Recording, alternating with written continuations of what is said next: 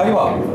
Goi, bumpo, dokai, chokai, semua ini kita pelajari untuk satu tujuan, yaitu kaiwa. Lancar kaiwa adalah tujuan akhir kita dalam belajar bahasa Jepang. Begitu kalian lancar kaiwa, kalian udah nggak perlu belajar bahasa Jepang lagi. Gimana caranya kita bisa lancar kaiwa? Beberapa hari lalu saya sempat live dengan Shiori di YouTube untuk mencari apa sih problem sebenarnya yang membuat kalian itu nggak bisa lancar ngomong bahasa Jepang. Dan kami ketemu jawabannya. Problem utama kalian adalah kalian nggak jago bikin kalimat. Saya nggak tahu kenapa kok banyak orang yang lompatin step ini. Belajar kotoba, belajar bumpo, langsung belajar ngomong. Kalian mau ngomong apa? Otak kalian kan belum siap. Kalau kalian nggak bisa bikin kalimat tertulis dengan baik, itu artinya kalian nggak bisa ngomong dengan baik. Tulisan dulu yang dibenerin, baru kaiwanya bisa berkembang. Kaiwa itu cuma ada 4 jenis. Tanya, jawab, respon, cerita. Yang susah itu cerita, alias bikin kalimat panjang. Jadi latihan kaiwa itu sebenarnya latihan membuat kalimat dengan cepat.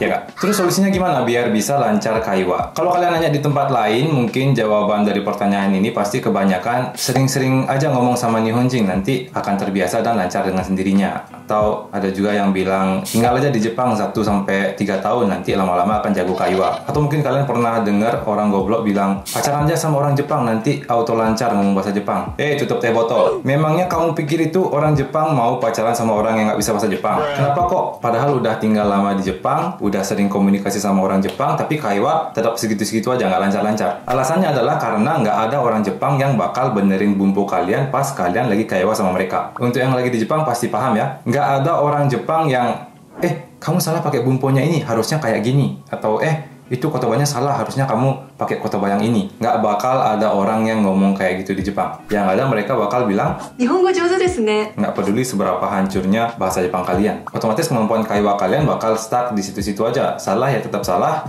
nggak ada yang benerin. Karena sifat orang Jepang itu memang kayak gitu, suka memuji usaha orang lain.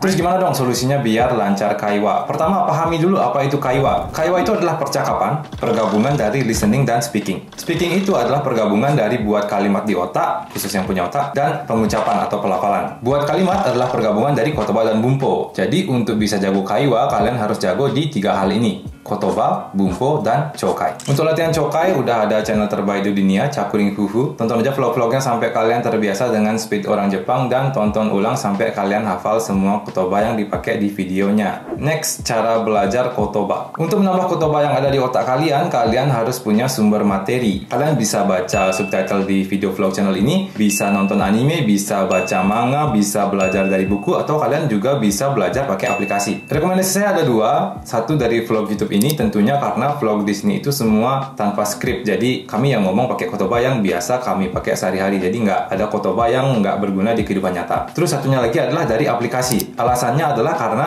ada fitur pelafalannya. Ingat, tujuan kita adalah kaiwa. Jadi latihan melafalkan kotoba itu penting banget biar lidah kita terbiasa. Jadi kita tinggal ketik mau kotoba apa, terus tinggal dengar, terus tiruin. Kaiwa.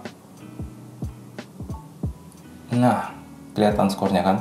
Jadi untuk memastikan kalian itu ngomongnya benar penyebutannya. Jadi kaiwa ya kaiwa, bukan kawa misalnya. Kawa. Nah kan. Jadi kalian nggak cuma tahu arti dari kotobanya aja, tapi juga bisa tahu cara mengucapkannya. Untuk nonton anime atau baca manga, saya nggak terlalu bisa rekomendasiin karena banyak kotoba yang biasanya nggak dipakai di kehidupan nyata. Jadi kalian bakal menghafalkan kotoba yang ujung-ujungnya kalian nggak pakai. Jadi untuk yang nggak suka nonton anime, nggak usah maksain diri buat nonton anime. Tapi buat yang memang suka nonton anime, lanjutkan. Karena nonton anime tetap berguna untuk belajar bahasa Jepang, walaupun tidak terlalu berguna untuk kaiwa. Terus untuk buku. Buku itu sumber materi yang sangat bagus. Cuman sayangnya buku itu nggak ada suaranya. Jadi nggak bisa kita pakai latihan ngomong. Itu aja sih kekurangan buku. Kalau kalian belajarnya demi lulus ujian JLPT atau JFT, yang terbaik sebagai sumber materi adalah buku. Minum dulu guys, karena saya sariawan. Maaf ngomongnya nggak jelas ya. Baliho belakangan ini banyak banget yang nanya ke saya rekomendasi buku bahasa Jepang yang bagus untuk bisa lulus ujian. Saya punya banyak buku bahasa Jepang di sana.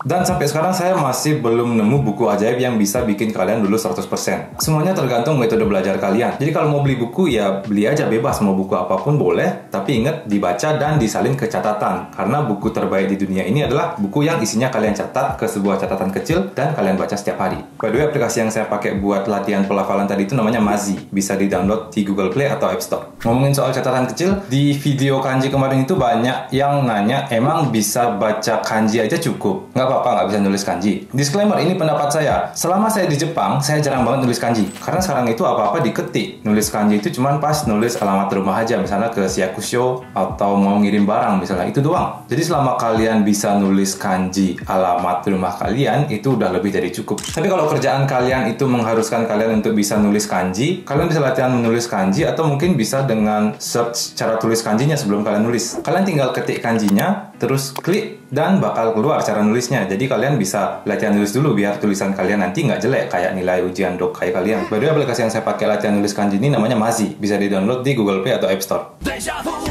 Lanjut ke cara belajar Bumpo. Untuk belajar Bumpo tentunya kita perlu sumber materi juga. Saran saya bisa belajar dari buku, materi di internet, atau dari aplikasi. Ada rekomendasi buku Bumpo nggak? Nggak ada. Bebas. Seperti yang saya bilang tadi, buku terbaik adalah buku yang isinya kalian salin ke catatan dan kalian baca setiap hari. Terus untuk materi di internet, kalian harus tahu dulu nih mau belajar Bumpo apa. Jadi kalian ketik di Google nama Bumponya plus Reibum. Nanti bakal keluar rumus, fungsi, dan contoh kalimat dari Bumponya. Kelemahan dari nyari materi di internet adalah kebanyakan materi yang bagus itu dalam bahasa Inggris. Jadi nggak bisa bahasa Inggris, butuh usaha ekstra untuk buka kamus. Terus kalau pakai aplikasi, ini sih lebih praktis dibanding nyari di internet karena udah disediakan bumbu-bumbu yang sesuai dengan level yang kita mau. Jadi kita nggak usah mikir, hari ini searching bumbu apa ya? Buat yang nggak bisa bahasa Inggris, bisa diganti ke bahasa Indonesia, jadi nggak repot-repot cek kamus lagi. Tapi seperti yang saya bilang di video kanji, belajar pakai HP itu pasti hasilnya tidak maksimal karena ada gangguan-gangguan notif kayak gini. Jadi sebaiknya materi-materi baik dari internet maupun dari aplikasi itu disalin ke buku catatan juga dan dibaca setiap hari. Jadi aplikasi yang saya pakai belajar bumbu bosan itu namanya Mazi.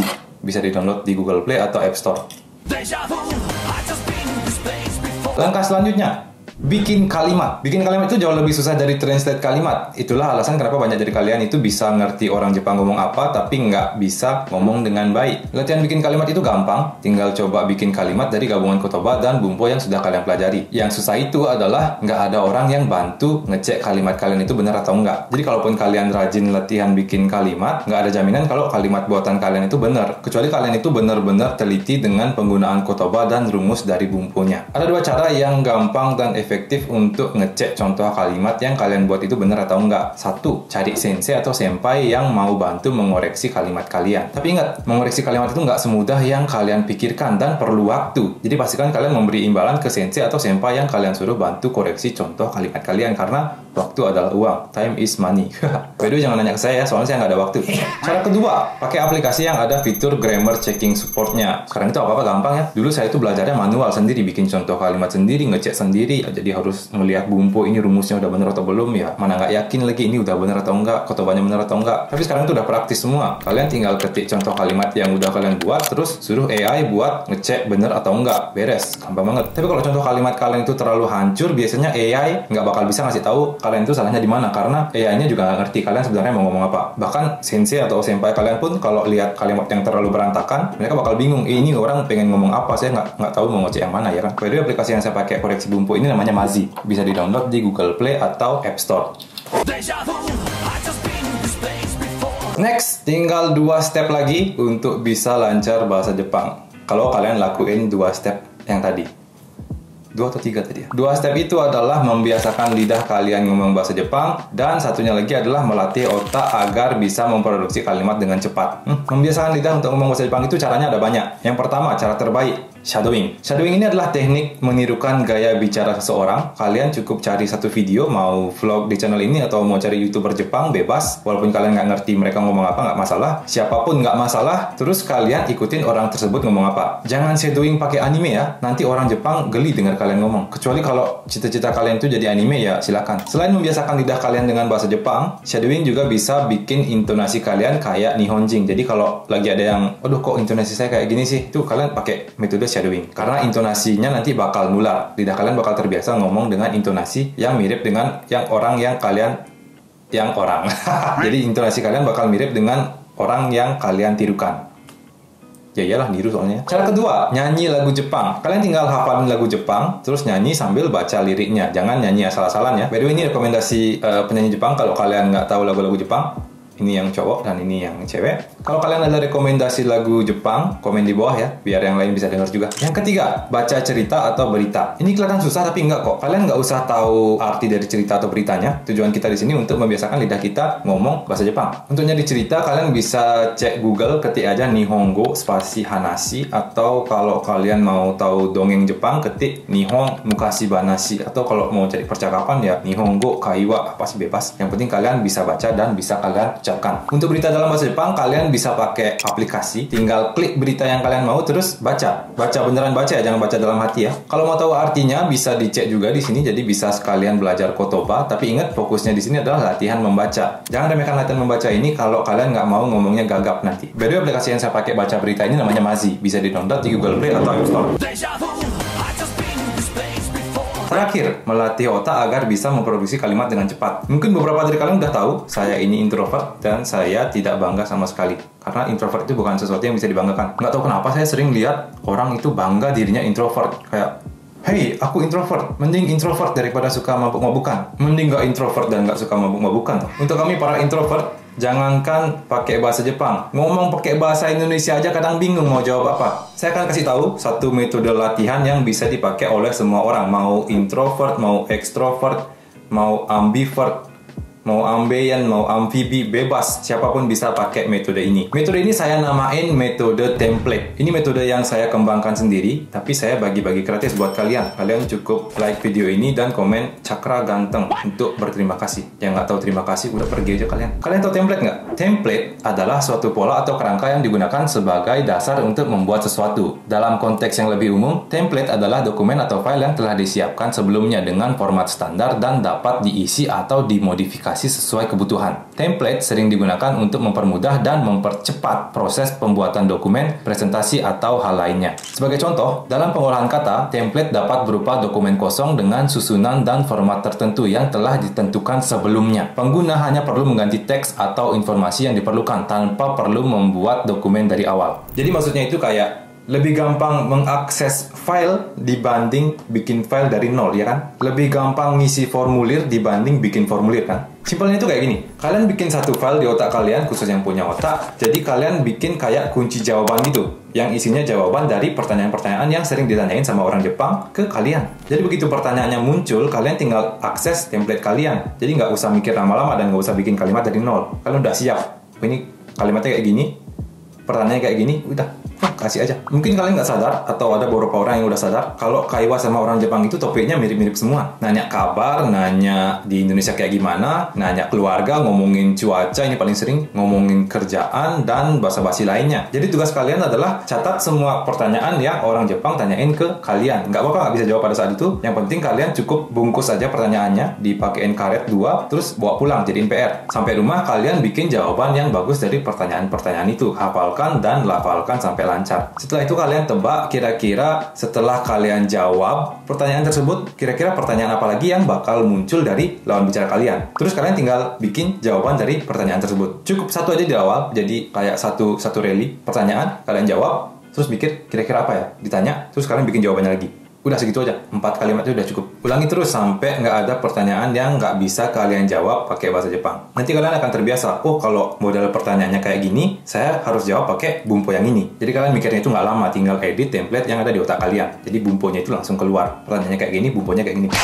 Yang perlu kalian siapkan untuk metode ini cuman satu, buku catatan. Channel ini suka banget sama buku catatannya. Kalian harus catat pertanyaan yang ditanyakan ke kalian biar nggak lupa. Terus tulis jawabannya di catatannya nanti. Jadi jangan ngandelin otak kalian ya. Oh ini saya ditanya ini, saya ingat nanti saya bawa pulang. Nggak, catat. Cukup satu pertanyaan sehari. Jadi kalian dalam setahun bakal punya 300-an template. Terus yang kalian perlukan lagi nomor 2 adalah sensei atau senpai yang bersedia bantu bikin kalimat yang bagus untuk template kalian. Jadi ini sama juga kayak pas koreksi bumpo ya. Kalau nggak ada yang koreksi template kalian, kita mungkin nggak bisa pede ngomongnya, ya kan? Takut salah. Jadi kalian perlu sensei atau senpai yang bersedia bantu bikin kalimat yang bagus untuk template kalian. Jangan tanya saya karena saya sok sibuk, dan jangan tanya Shiori juga karena dia bakal sibuk ngedit dan ngurus kelas Kaiwa juga. By the way, di kelas Kaiwa kami nanti, metode template inilah yang akan jadi senjata utama. Jadi kita bakal habisin semua pertanyaan yang ada sampai nggak ada pertanyaan yang nggak bisa kalian jawab dengan bahasa Jepang. Tentunya dengan Nihongo yang natural sekelas Nihonjin. Terus hal terakhir yang kalian perlukan adalah